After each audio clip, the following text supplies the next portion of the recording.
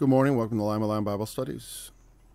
All right, we're new chapter, new subject, though not unrelated, because after the vials are poured out, one of the angels, right, let's read it.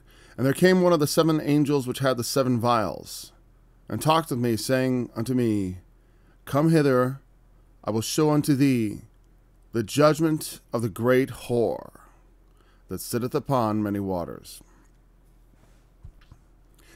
with whom the kings of the earth have committed fornication, and the inhabitants of the earth have been made drunk with the wine of her fornication. So now we talked about the vision of the great whore, and it occupies a significant section of Revelation. Chapters 17 and 18 are completely taken up. 2 chapters. There's one chapter given to the beast, and it's split between the 2 beasts. The whore gets 2 whole chapters, and 18 is quite a long chapter. At least the song I wrote about it is long. It's like over 8 minutes. And so a significant chunk of Revelation is dedicated to this. And the reason for that is because it is the great apostasy. People try to, they want to lay at the feet of one church or the other. For some people it's going to be the Catholic Church. For some people it's going to be some other, maybe it's the Protestant Church for the Catholics. I don't know how they look at that. But it is the apostate church, and it's not really even called church anymore because it's had its candlestick removed out of its place. It's not a church; it's a whore. And so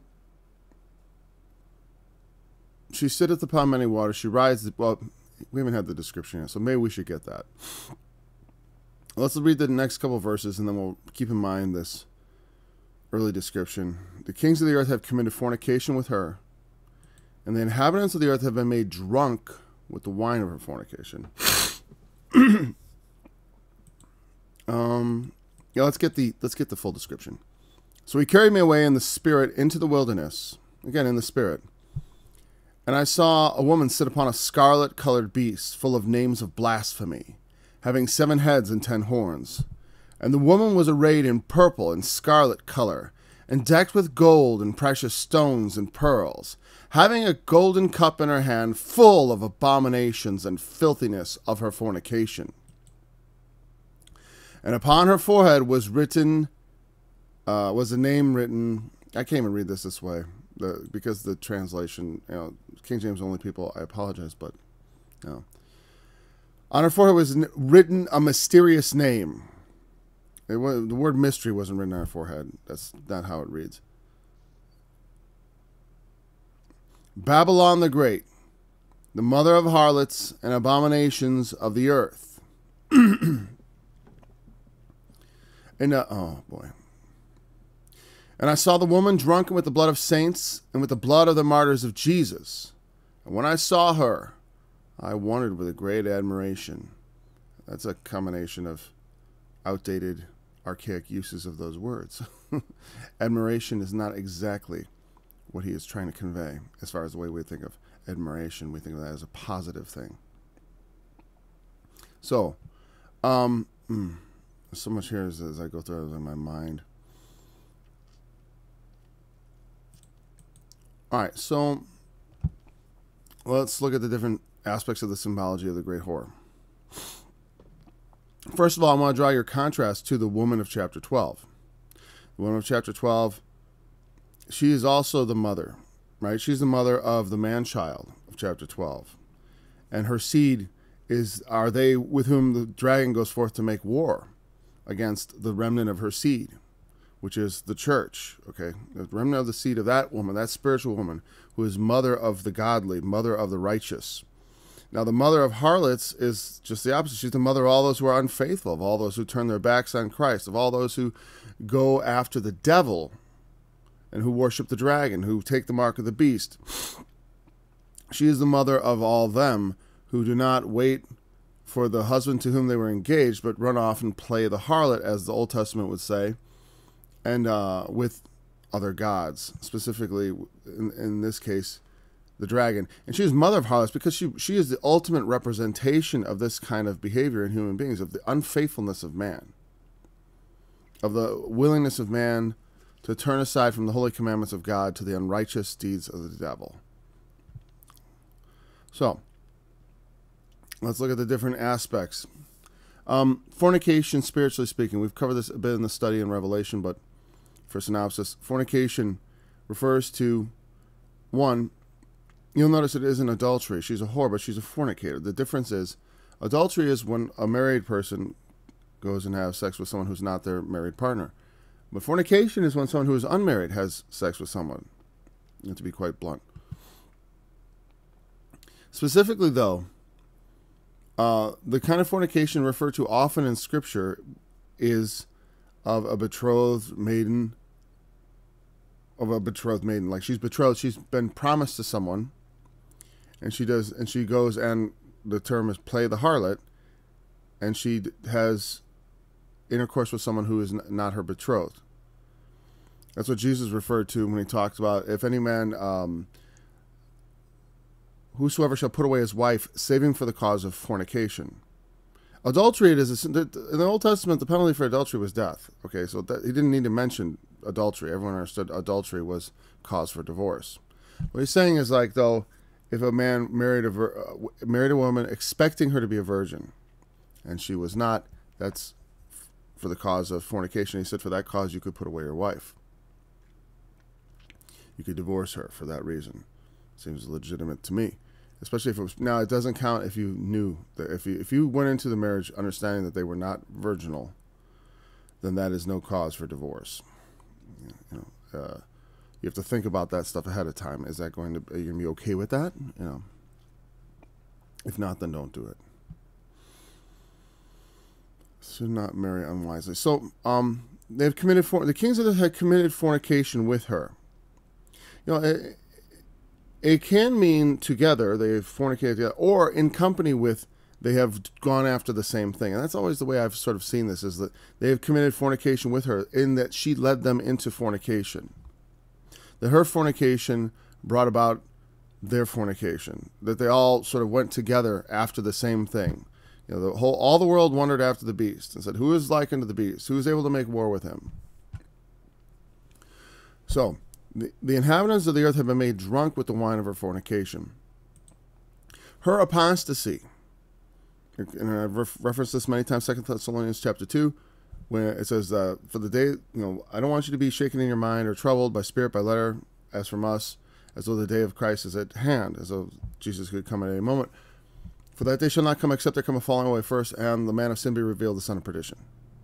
Who opposes, it's a falling away first. Don't forget that, a falling away.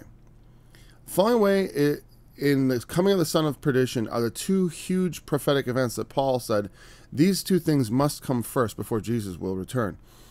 And the idea that the book of Revelation wouldn't contain any details about the great falling away, because where exactly would that be expressed?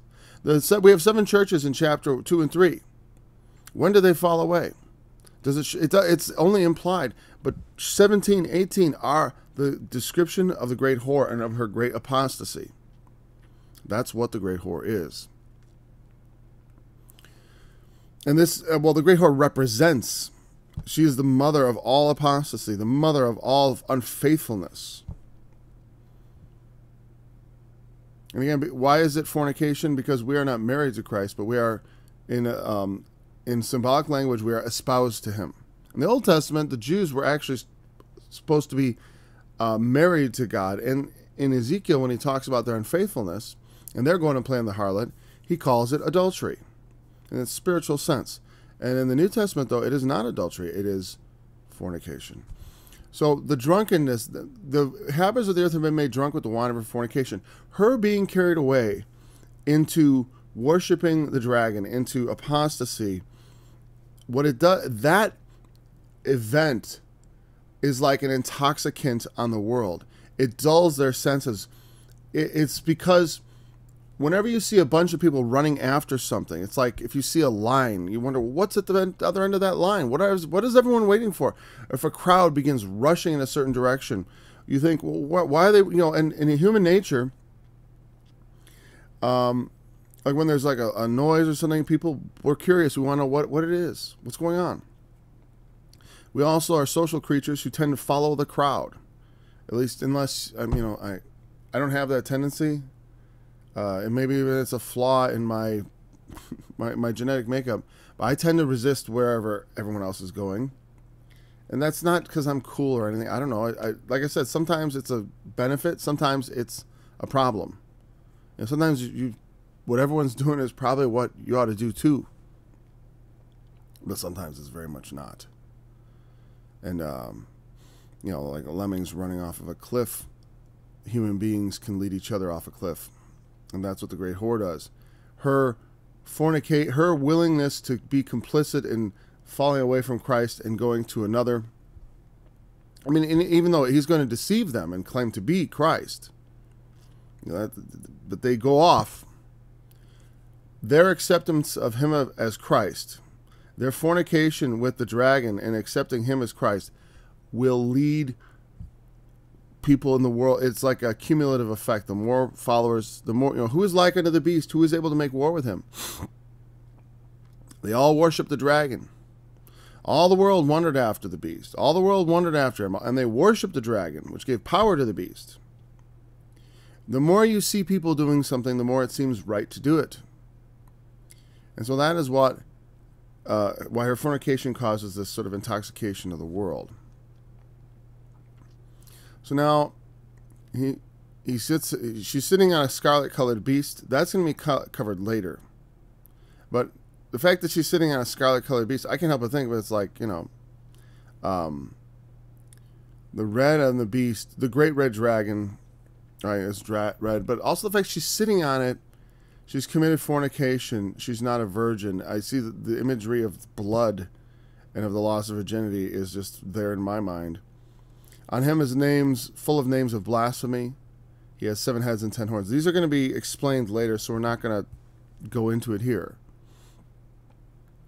She is arrayed in purple and scarlet, the colors of royalty and of blood. Well, scarlet, they talk red before otherwise, you know what I mean? But here it's scarlet. I wonder if it's the same word. I don't know if it matters. I'm going to say it doesn't matter, but for some reason I'm already looking it up.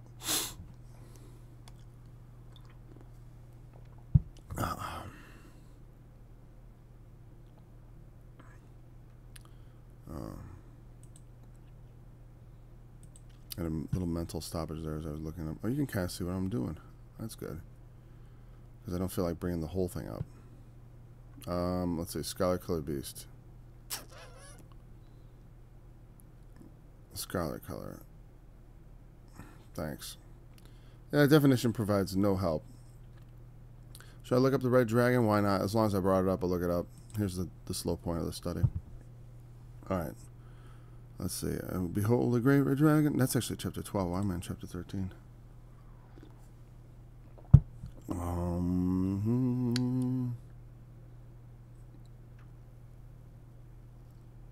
There we go. Red dragon. Puros. Different. Red. Fire color. Yeah, it's a different word. So scarlet. I don't know the difference between scarlet and red. They're all the same to me. I think scarlet is redder. It's some sort of red. Okay. I'm not going to make a mountain out of a molehill. She's decked out royally. She's got a purple robe on. That's easy. Decked with gold and precious stones. And she's got all these gold and stones, all this bling on her, With a golden cup in her hand, full of abominations and filthiness of her fornication. That's, that picture of that cup. It's got all the filthiness of her fornication in it. So, yeah, that's pretty grotesque when you think about it. As far as like the imagery of that, it's like if you're gonna think of that in the literal sense, it's like it's got all the off-scouring of her fornication. The byproducts of copulation and menstruation, blood, semen. I mean, that's what other filthiness could we be talking about? At least in the literal sense. But that's a good analogy for how the behavior is, I mean, it's like this action of betrayal is so filthy and disgusting and repulsive and abominable. Because not only, they don't just betray Christ, but they become complicit in the murder of the saints. And that says here, that comes after it says about her name. Okay, let's go. And we mentioned before, remember from Jeremiah chapter 25, that there's this idea of the cup of the wrath of God. And she's got the cup in her hand. And it's filled, and what's in it, it's the byproducts of her evil doings. And of course, the evil doings are what bring about, when men fill up their deeds of their evil doings, that fills up the cup of wrath. And because the evil deeds are linked directly to the punishments which are brought about because of them. And so the cup is filled with this. No, but so she has the cup, is what I mean. It's like the cup has the symbolic properties of being the container or the measure of God's judgment. It's got to be filled by evil deeds so that it may be poured out in the form of wrath, which is, it's the idea of the equity of it. Fill up the cup with that so that the wrath can come to a full, and then pour out the fullness of the wrath upon those who have earned it. And upon her forehead was written a mysterious name, Babylon the Great, the mother of harlots and abominations of the earth. We talked about that already, what it means to be mother of harlots. She's a symbolic mother of them all. Just as the woman in chapter 12 is symbolically the mother of the church and of Israel and of all the world, even in the sense of like Adam and Eve. In the sense of, I will put enmity between thy seed and the woman's seed. It shall bruise thy head, but thou shalt... speaking to the serpent, it shall bruise thy head, but thou shalt wound his heel. That the serpent and the woman have an enmity between each other. And the dragon, of course, was cast out, that old serpent called the devil and Satan. And I saw the woman, so she is the mother of harlots and abominations of the earth. All the abominable things that go on the earth. She is sort of mother of all of that. Because all that is the result of turning our backs on the Holy One of God, on Christ the Lord. When we turn our backs on him is what opens the door to abominations, filthiness, and wickedness. It's like when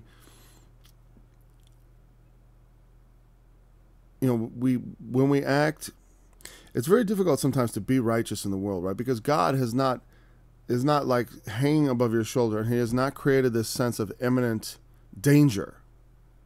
Like when when I did the Fear of God explained, I really wasn't the best explanation, but it was just a highlight, and I get more clicks on those highlights than I do on the regular studies, so I want to make lots of them. The thing about the fear of God is, like if you were standing on the precipice of a cliff, well, it's a good description in the sense of like to have the fear of God is to know you stand on the precipice of a cliff, and to understand and see the power of God without actually seeing it. To have inside yourself that sense of fear and dread of the Lord is something that is powerful and real and dangerous. Even though he is not merely a force of nature, though, he is powerful and dangerous and real, but he is your Lord and Savior. So you do not fear him on the basis of, I wonder what his intentions are. Is he's going to destroy me? Because you trust him. Because you put your faith in him and he promised. Okay? But those... Well, why did I bring up the fear of God? Oh. But when we don't have God's fear, right? We're walking around the world and God is not obvious. The immediacy of his punishment, there's no sense of any immediacy. Because God, it's like the cup. The cup's got to fill up, and then the wrath is poured out. I mean, sometimes there's no precise understanding for man of why things happen in his life. I mean, like as a believer, I think that all things are working together for my ultimate good, but my ultimate good may come tomorrow. Maybe my ultimate good is that's the end of my life and on to the resurrection. Maybe I finished my run. I don't know. It's not for me to know the day or the hour of my demise. But certainly,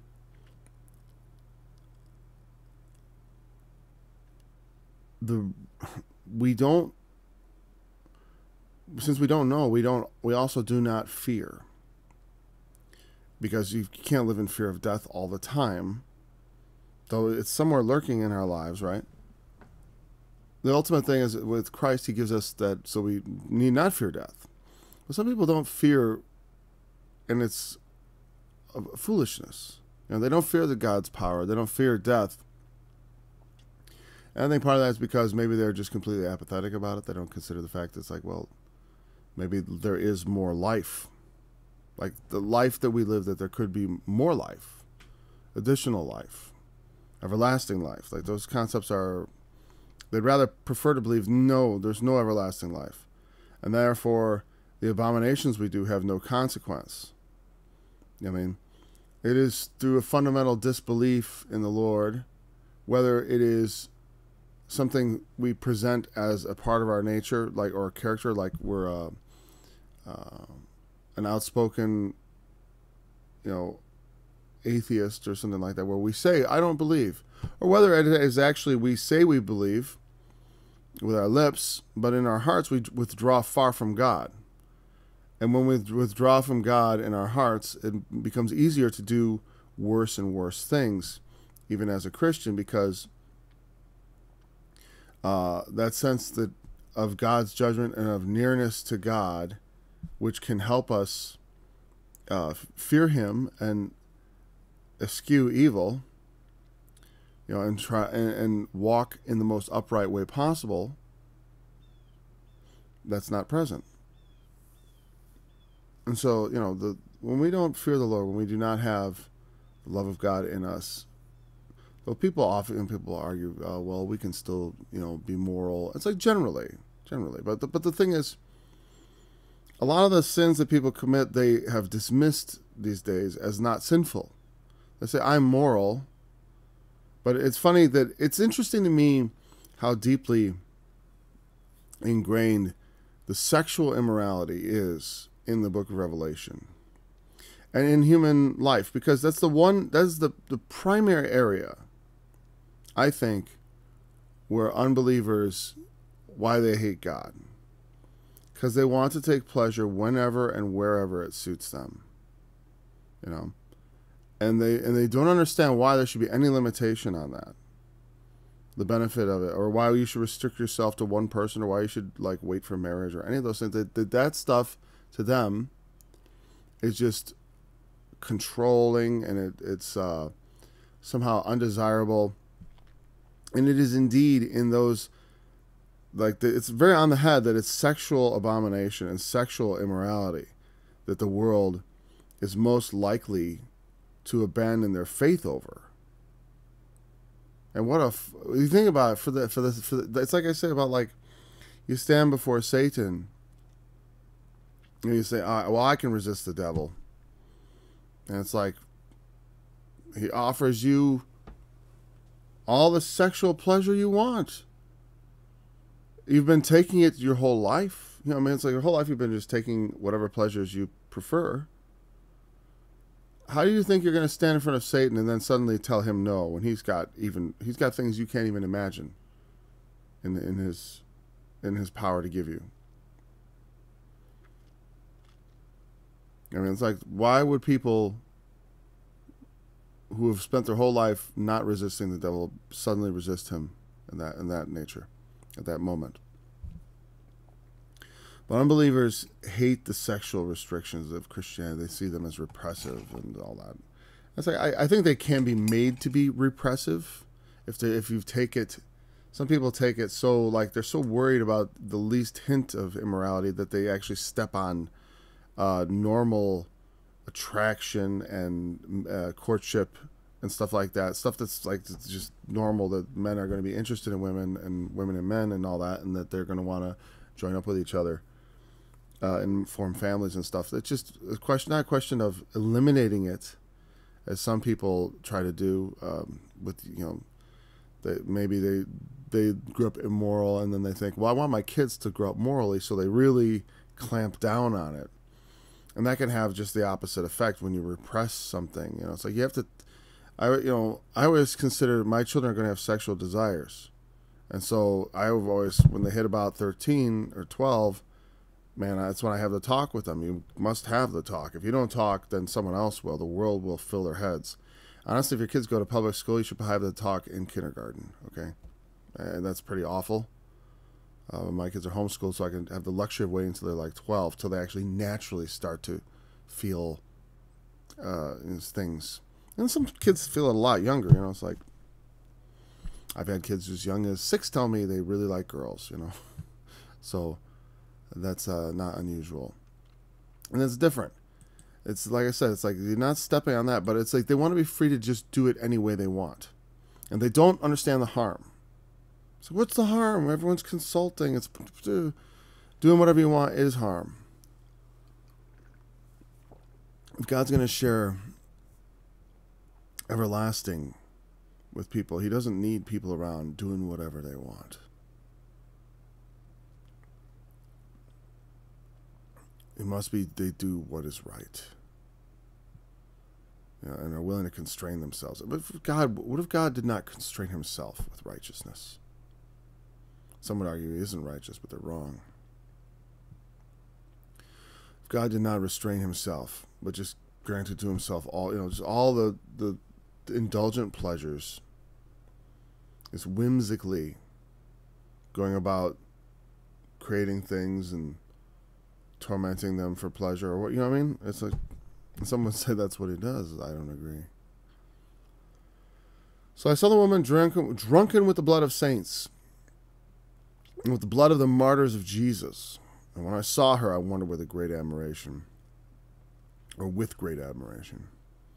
She was drunken with the blood of saints. That's part of it. It's like I said, when that drunkenness goes back to Isaiah chapter 29 and other passages in the Old Testament, I'm certain. But, I will make my sword drunk with blood. That's Deuteronomy 32. Oh, arrows drunk with blood, Deuteronomy 32. That's a different idea. But here, it says, in Isaiah 29, it says, for the Lord has poured upon you the spirit of stupefaction. Your prophets, your rulers, the seers hath he filled. And the vision of the whole has become unto you as the words of a book that is sealed, which men deliver to one who's learned, and they say, read this, please. And he says, I cannot, for it is sealed. And they take it to someone who's unlearned, and he says, I can't open it because I'm not learned. And then the Lord says, for as much as this people draw near me with their mouth and with their lips do honor me, but have removed their heart far from me, and their fear toward me is taught by the precept of men. Therefore I will do a marvelous work among this people, even a marvelous work and a wonder, for the wisdom of their wise shall perish, and the understanding of the prudent will be hid. Isaiah 29. In the previous chapter 28, he had said, they have erred through wine, and through strong drink are out of the way. The priest and the prophet have erred through strong drink. They are swallowed up of wine. They are out of the way through strong drink. They err in vision. They stumble in judgment. For all tables are full of vomit and filthiness. There is no place clean. Whom shall he teach knowledge? Whom shall he make to understand doctrine? Those that are weaned from the breast and weaned from the milk and drawn from the breast. For precept must be upon precept, line upon line. Here a little, there a little. And then some of it's still pertinent. There comes as like they may stumble and go backwards and fall and be broken and taken. There's this idea of being drunk without wine, being spiritually drunken. And what it means is you're kind of so filled up with, what would it be? Well, like when you get, if you drink too much wine or too much beer or too much alcohol, that the nature of that thing that you're drinking begins to change you and take over your nature. It reduces your inhibitions. You begin to behave strangely. You lose coordination. It starts to affect you. The nature of the alcohol changes your nature. So also, in the idea of spiritual drunkenness, or you are taking in information or ideas that cause your judgment to be clouded and to pervert and distort your perception of the world. Your senses become dull, like your ability to clearly see things becomes reduced. And it comes from when we like groupthink is like kind of a form of this, where everyone in the group starts agreeing and talking about the same things and having the same opinions, and and you don't want to violate your being part of that group by saying things that are different. It's a form of peer pressure. You're within the group, and everyone thinks one way, and you start thinking contrary-wise, and maybe you say anything, but then the group comes in and says no, and through fear of losing status or fellowship with the group, you continue in the same things, which then reinforces other people who might be questioning, like, oh, I shouldn't question what the group thinks. What I mean is, like, the way of thinking and the mental exercises that people go through are reinforcing. They reinforce one another. So you again and again learn not to question what the consensus is, and certainly not outwardly. And just for the convenience sake, it's more convenient just not to. And it becomes not just convenient. It becomes like it says, it sort of takes over like alcohol. The more you take into the system, the more it possesses you. The more the groupthink possesses you. That's just one example. I'm not saying this is groupthink. I'm just saying it's the same kind of thing. So they shed the blood of saints, right? And the shedding of the saints of their blood, at first maybe it's a little bit nauseating. Maybe at first they're not so sure about it. But once you take that plunge, I think there was a book I always wanted to read and I heard about. It was called Ordinary Men. It was about this police unit from World War II the Nazis used. They became basically an execution squad, and they were just regular guys. They were not psychopaths that they'd taken out of prison to do these murders. At first, they were vomiting, and there were these ways in which they were coerced somewhat, to do it. So, we can get someone else to do it. We'll get one of your friends to do it. We'll get someone else in the police to do it. If you won't do it, we'll find someone who'll do it. You don't have to do it. This is voluntary. But in the sense of, like, it's voluntary, but you feel like if you don't do it, you're going to sort of remove yourself. Like, the saints you believe in Satan, right? Or the dragon who's disguised himself as Christ in the end times, right? In the great horror scenario. You believe in him. And then now it's time to see the saints killed. And you don't want to participate in this. But if you don't, how's that going to look to your Lord and Savior? And then once it's done, that kind of thing feeds off of itself. Because the two witnesses are slain symbolically at the very end. But I don't know that there aren't going to be deaths prior to that they commit, murders. It's like we could get murdered in all kinds of places and times. The two witnesses just might represent the final two. I don't know. Because there's that possibility that there is sort of like this building towards an ultimate to it, because that happens. It's not likely that everyone everywhere is going to be all slain at the same time. But whenever your testimony is finished, you're done.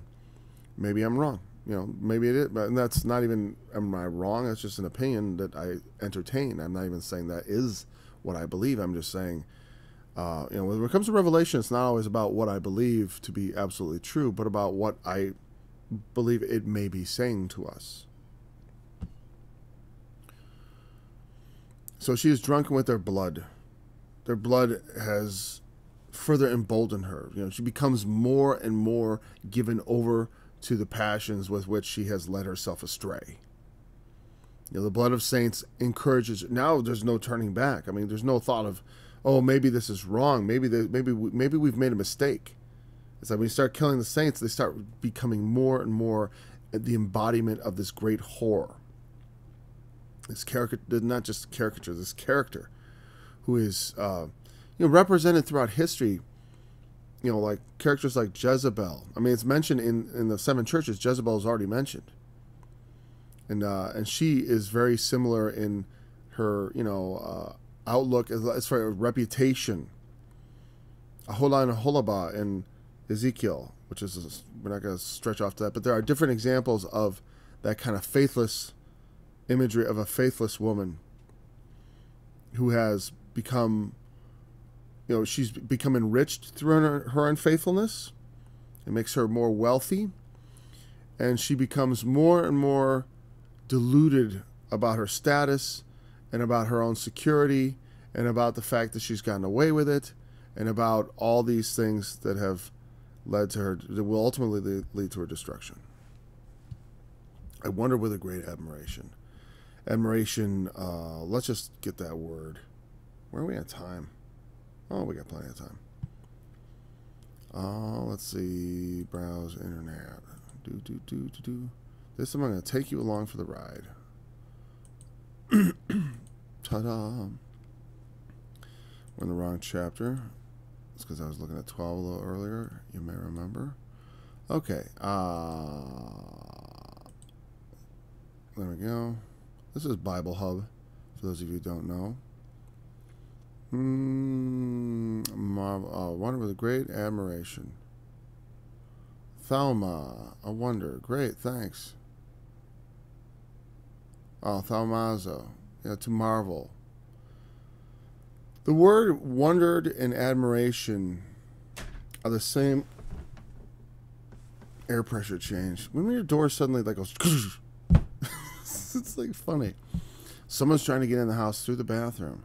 That's what it felt like. But actually, it's really windy outside, and the air pressure shifted. I just said that all. I explain that because my wife might be like, "Why did the door just go nuts?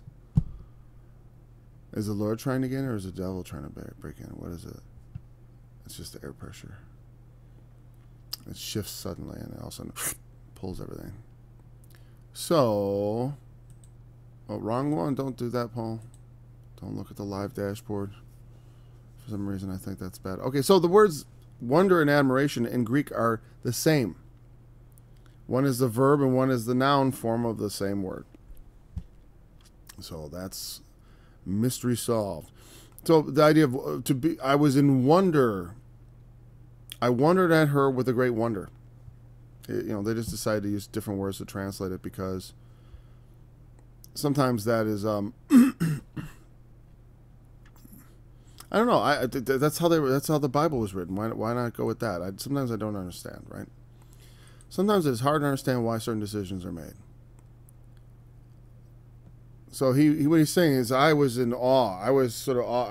I marveled at this thing. It was like, wow, what is this? That's the idea of like, the ideas of like being amazed at what you're seeing. And the angel said to me, "Wherefore didst thou marvel? Why did you marvel? Why do you, it's not saying, why did you admire her? That's not what it means. What he's saying is, don't be without understanding. I will tell thee the mystery of the woman, and of the beast that carrieth her, which hath the 7 heads and 10 horns. So don't marvel. This is no marvel.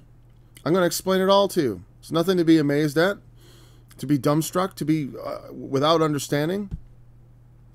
I will tell you the mystery of the woman and of the beast that carrieth her, which hath the 7 heads and 10 horns. We haven't talked about the beast. We did in chapter 13. It's essentially the same beast. There are some differences,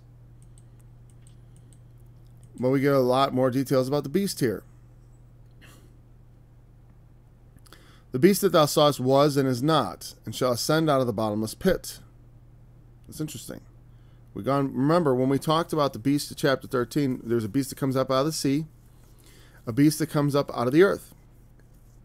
And from chapter 9, I've been telling you, the beast that comes up out of the bottomless pit, there is an implied beast coming out of the bottomless pit. It is the devil, Apollyon, the son of perdition, who is identified as the cause of the apostasy. The son of Apollia is Apollyon. That's so simple. I mean, who is the son of Apollia? Apollyon. That's it. Apollyon is the son of Apollia, which the words, just 2 words that mean destruction. And he is the angel of the bottomless pit, which brings out the army of the bottomless pit, which is the angels which we see cast out in chapter 12. So the beast comes out of the bottomless pit and shall go into perdition. Perdition being Apolia. Apollyon goes to Apolia because he is the son of Apolia. That word is the Greek apopolia or apopolia. But it means apo is the Greek prefix which means off, and the rest of that word means to destroy essentially. And so it's a strengthened form of the word, like to destroy off, like we would say kill off, right? Like if I say kill,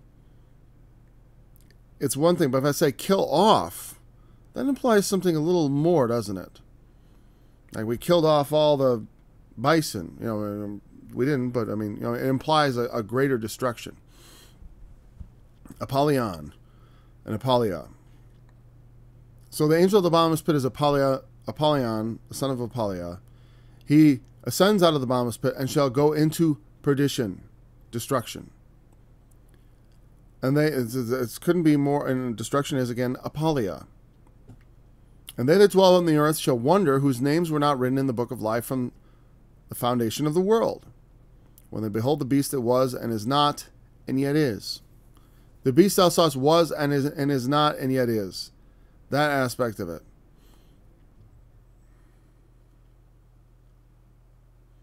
Well, what are we going to look at? That he was and is not and yet is. What does that signify? Well, senses of, I suppose, different senses of being. I mean, he was. I mean, he used to be. He is not, and yet is. I think that describes Satan pretty well, actually. He was manifestly in the world in the Garden of Eden. And I think that's what that refers to. He is not, he is not really in the world right now. He is in the world. He yet is in the world, spiritually speaking. That's what I think this means. Is like he is in the world. He is the spirit of the world, which is in the world, which causes people to go astray.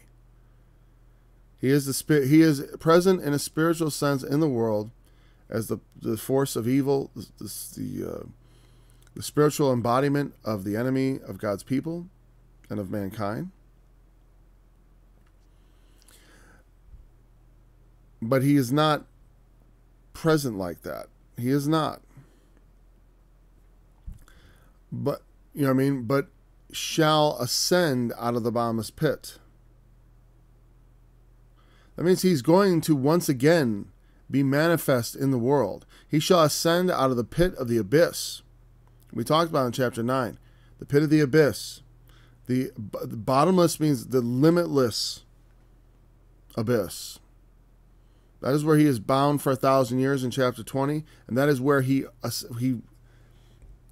comes down from heaven and opens the bottomless pit. And out of the bottomless pit come forth the locusts, which I believe represent his angels. The angels which sinned, which according to Jude, whether you want to admit that as a valid thing, since it's quoting from sometimes people question Jude's validity, which is fine. I don't, to me it's like, it's an open question because it's a prophetic matter. Because when you're talking about things like angels that sinned, this to me is not heavy doctrine. This is becomes what that even means is speculation at some point. But he is reserved in chains of darkness to the judgment of that great day. Interesting, the thing, am I talking about Jude or am I talking about 2 Peter? Well, in 2 Peter, it talks about 2 Peter chapter 2, God spared not the angels which sinned, but cast them down to hell, Tartarus, which I think may be a reference to the bottomless pit, because it's not the normal word for hell, and delivered them into chains of darkness to be reserved unto judgment. What does Jude say? Not Jude. Jude? Yes. What does Jude say about the angels? Going after strange flesh, the angels. I'm thinking of, it was 2 Peter the whole time I was thinking of, so I'm not going to deal with Jude. 2 Peter, which people also always question, which is whatever. I like 2 Peter. It was definitely a piece of Christian writing. So, 2 Peter, the reserved into chains of darkness. That's an interesting reference because in chapter 20 of Revelation, there's an angel. I saw an angel come down from heaven, having the key of the bottomless pit and a great chain. And he lays hold on the dragon and binds him 1,000 years. So the idea of the bottomless pit being associated with a great chain is interesting. So he shall ascend out of the bottomless pit. He will first, it says he goes down to it and opens it, and out of the bottomless pit comes forth the locust. But remember, the beast represents not just the dragon. The beast represents the dragon and his angels. The bottomless pit, the beast that ascends out of the bottomless pit is the dragon and his angels, at least in my opinion, based on chapter 9. And they go into perdition. And then they dwell on the earth, whose names are not written in the book of life of the Lamb slain from the foundation of the world. They will they will wonder. And notice whose names were not written in the book of life from the foundation of the world. And that's an astonishing thing, that at the beginning of the world were written names in a book. And in that book was written the names of those who would not wander after the beast, who would not receive his mark, who would not receive his name or the number of the beast or any of that stuff that would effectively stand against him and not be led astray. They would ultimately lay their lives down resisting. He would make war with them and overcome them and kill them. He overcomes them by killing them, and not, fear not them that can kill the body, but afterwards there's nothing else they can do to you. Satan is not a real power. The only power he can wield is the power of God. Meaning power he's been given from God. Authority he's been given from God. He has authority, just like with Job. God gave the devil authority, power, to take away all his blessings and to make him suffer and to afflict him with sores. And it wasn't because Job had done anything wrong. It was had nothing to do with that. Some people think Job's an awful book, but I think it's like a critical, important book because it teaches us that when bad things happen to good people, it's not, as many people throughout history have assumed, is that if you have something bad happen to you, it means you offended God and you did something sinful. And what Job teaches is that sometimes bad things happen to good people, and it's not because God hates them. It is actually because God loves them. And that's something that's very difficult to, the Son of God, the most beloved, of all. God's purpose was that he should lay his life down on the cross. If that was the case with Jesus, then how much more so with us? Would it not also be good for us to suffer those things for his sake? And that is what's written. So when they see the beast that was and is not, they're going to wonder, but we will not, because we are informed, because that's part of what the seal of God does for you. And it was written before the foundations of the world. Now, I'm not going to go into great detail about predestination here, but I do have studies on my website, and maybe there's a good time to mention that with this. First of all, you can subscribe to Line by Line Bible Studies by clicking on the subscription button. That's a good idea. And also click on the like button, because I'm supposed to tell you to do that. Also, my website, oraclesofgod.org. If you go there, you'll find numerous studies, but specifically I have in mind something like this. Let's see here. You will find, why is this off a bit? Oh well. Well, you can see enough. Let's see, where is the one I was thinking of? What did I call it? I'm sure it's pretty big. If I know about predestination, I didn't do it. I did do it. Am I assuming I did a study that I didn't do? No. Number 7. Of course I did. Number 7, election and predestination. You want to talk about, it's a 4-hour and 15-minute study. You can see why I don't want to go into it right now. To begin to really scratch the surface on it, it's very difficult. But right there, that's further confirmation of the idea of predestination. And one thing I will say is that people will say, well, how do you, what's the what about free will? Does a man have free will? Man has a subjective nature. So, since our nature is subjective, and everything we see in the world is through a subjective lens. I mean, it's based on our perceptions of reality. So, of course, from our subjective perspective, we have free will because we do what we want to from our subjective perspective. I mean, everything I do is what I want to do. Nobody's making me do anything. But from God's perspective, he is an objective perspective. He made us. And he knows precisely what he made and how it functions and all those workings. So the predestination thing has to do with God's knowledge and our nature. And also the nature of reality, God's plan and all that. I mean, meaning he controls the future based on what he puts into the world and the way he sets it moving and all those intricate things that are just well beyond my understanding. So from God, we can't occupy God's perfect objective perspective on the world and see it as it is.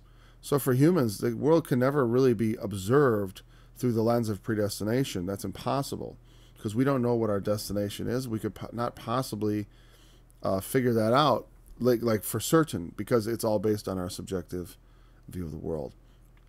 And that's my reconciliation, at least to some degree, that basically free will. You say, well, Paul, you're saying free will is an illusion? I'm like, well, you can't even prove to yourself that the world isn't an illusion. I mean, like, I don't, like, I'm not saying it's an illusion. I'm saying I'm free to be me. You know what I mean? I choose everything I do freely.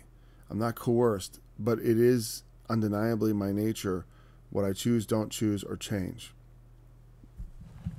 I'm not, people can step out of character, but that is also, the ability to step out of a character you've established is also something that is in us or learned through our environment. All that stuff is controlled, though, on some level. So you can't take God's perspective. You can't go to his level of understanding the universe or even your life or yourself. So, a lot of the things people say about it, they'll immediately talk about predestination. They'll say things like, well, why do anything? Why not just throw your hands up and not take any action? Because everything's going to turn out the same anyways.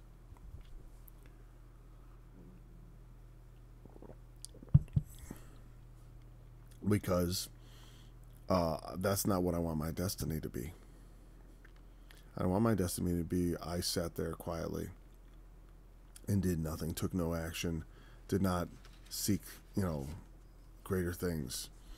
That's not my destiny. My destiny is much better than that. And so if someone wants to be fatalistic and just sort of just accept fate, there's a parable about that. It's called the parable of the talents. He buried his talent in the earth, didn't do anything with it. Thinking, oh, you're a severe man. I didn't want to offend you, God. So I buried what you gave me. That's a very foolish thing to do. Because all that reveals is that your destiny is that of a fool. Because you can't think like, oh, I'm gonna just assume I know what God wants from me. I'm gonna assume I know what God's purpose for me is, and that's just to sit here doing nothing. That's it. That's what you think. That's God's purpose for you. It's like me saying, I think God's purpose for me is I should go to hell. I believe in God and I trust him, and I think his purpose is I should go to hell. It's just foolish. It's foolishness.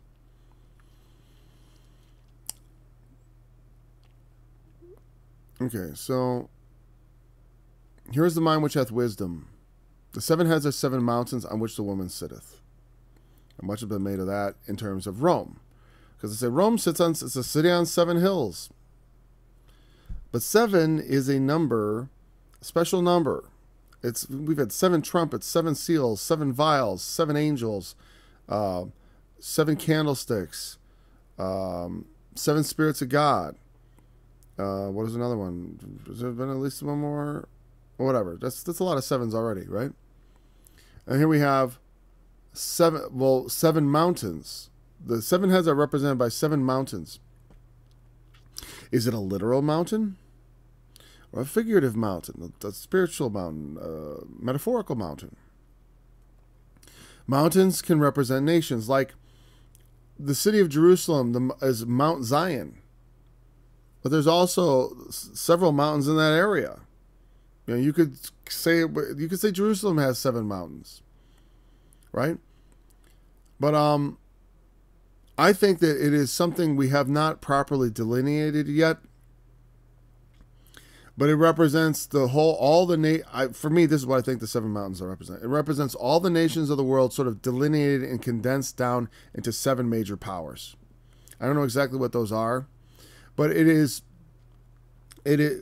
mountain is a major power, and 7 mountains means the complete aspect of all major powers. Anybody starts sending me little graphs with like, here's one power is the Sino-Asian whatever, and here's Europe and this and that. I don't want to hear about it. Or, you could say the 7 continents. I'm not gonna. First of all, like Europe and Asia are kind of like, why are they 2 continents anyways? You know what I mean? This is not a clear distinction between the two.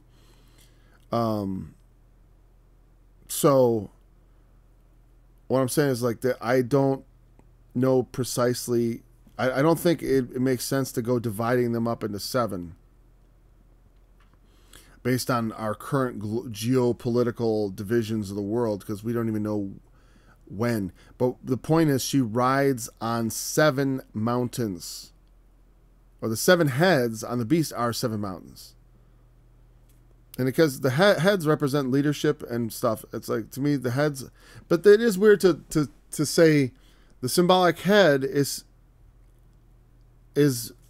defined by a symbolic mountain. That is a bit much for me, right? They were double symbols.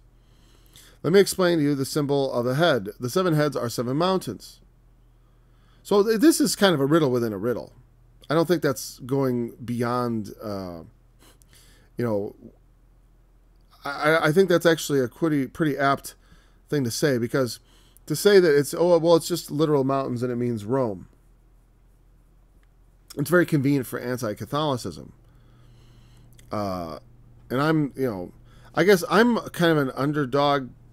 Like, I root for the underdog. And when I was younger, I had a lot less sympathy for the Catholic Church. I have more now, honestly. And more respect as I see them being absolutely run under the bus. At least I have sympathy for Catholic people. The hierarchy and all that, I don't have a lot of sympathy for them, because they've been irresponsible through this. I mean, just so many. I'm not a fan of organized religious hierarchies. For one, because like the way you ascend them, I think is corrupt. You know what I mean? Like, I'm trying to ascend the hierarchy of religious authority through God giving it, right? Which means there's no authority, which means I have no authority because God has given me none. All he ever gave me authority to do was teach. And the way he did that is he sent students. So all I need to have is one student, and I will continue to teach. And that's been always from the beginning, that was the promise. And so we go on. We're not looking for big numbers. We're just looking for big results. The 7 heads are 7 mountains on which the woman sitteth, and there are 7 kings. So the 7 mountains are related to 7 kings. 5 are fallen, 1 is, and the other is not yet come. The funny thing is, here's the interesting thing about Revelation. I think a lot of time, people will spend a lot of time on the most mysterious passages, right? But then I listen to them talk, and the stuff that is not so mysterious, like the son of perdition, the Apollyon, and the great apostasy, the whore herself, like what she represents, they don't spend much time at all. And they kind of just give a short shrift, and it jump to conclusions and such. And they're much more interested in these cryptic details.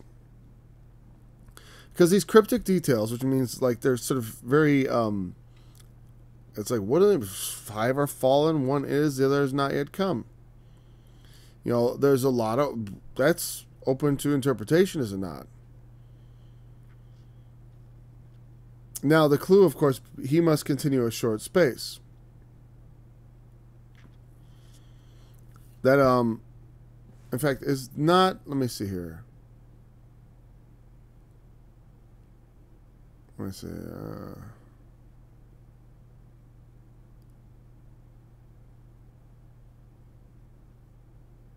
Scarlet colored beast full of names of blasphemy, having 7 heads and 10 horns. Okay. I remember the dragon in chapter 12 had 7 heads and 7 horns upon his heads. Or no, 7 crowns. I forgot. There was some discrepancy of the number of horns and crowns and all that. Oh, there were 7 crowns upon his heads, whereas the beast in chapter 13 had 10 crowns upon his horns. Or it said 10 horns and 10 crowns. And you presume that the crowns go over the horns. The number of horns is related to the number of crowns. Well, 7 heads, 10 horns. So there are 7 kings that are related to this 7 heads, I think, because it seems that there are 7 heads are 7 mountains.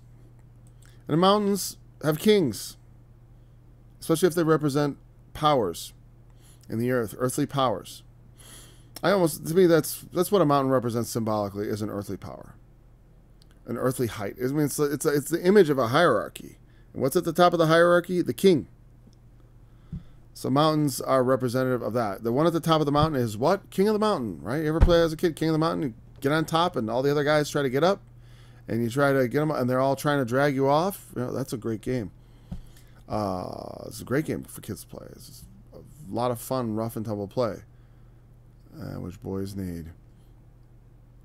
You know, 7 Kings. It's one of those games you only play in a non-organized. Like, no adult ever organized a game of King of the Mountain that I ever recall. I mean, they'll organize other games which are similar. Like in wrestling, we do similar kinds of games. But never quite King of the Mountain, where you get like a hill and you put one kid on top and the other kids try to get up on top and drag him off, you know. Someone wants to be on top. It's funny that that's what kids would come up with. They come up with great games like that. I mean, I think it's a great game because it's so symbolically potent. And it helps you understand what a mountain represents.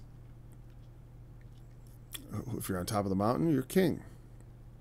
The mountain is the position of power, the pinnacle of achievement. So there are 7 kings. At least this is now in a sort of symbolic, historical, like chapters 12, 13, 14. There's some 12. There's got some history. I think this symbology, because it's talking about was and is not and yet is. There's some sort of time frame we're going over. Wow, I'm over an hour. Can't stop yet. 5 are fallen, 1 is, the other is not yet come. When he cometh, he must continue a short space. We'll probably recapitulate some of this tomorrow. But he must continue a short space. The devil has come down, knowing he hath but a short time. That sort of identifies Satan. When he comes... So 5 are fallen, 1 is, the other is not yet come. When he comes, he must continue a short space. And the beast that was and is not, even he is the 8th, and is of the 7, and goeth into perdition. So he is sort of like the beast itself is the 8th king. There are 7 kings, 5 are fallen, 1 is not yet come.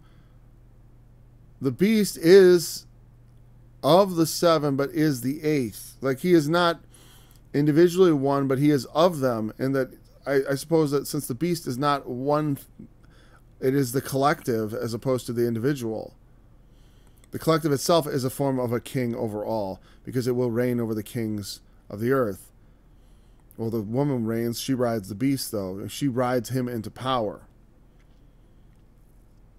The beast, and he goes into perdition. That's another clue. Oh, well, who goes into perdition? What is this? Perdition. It is Apolia once again. In Greek.